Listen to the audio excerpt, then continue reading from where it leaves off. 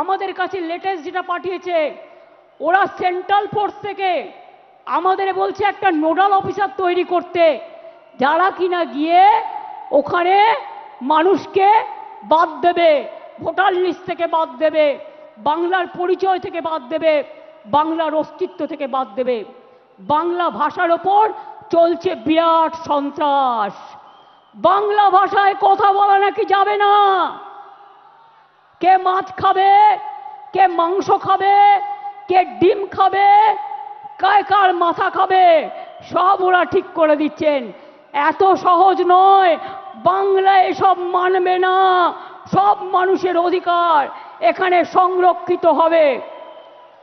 মনে রাখবেন, আমার কাছে পুরো লিস্ট আছে। আমি এখনো জানি না বাংলাদেশে কত লোককে ফেরত পাঠিয়েছেন।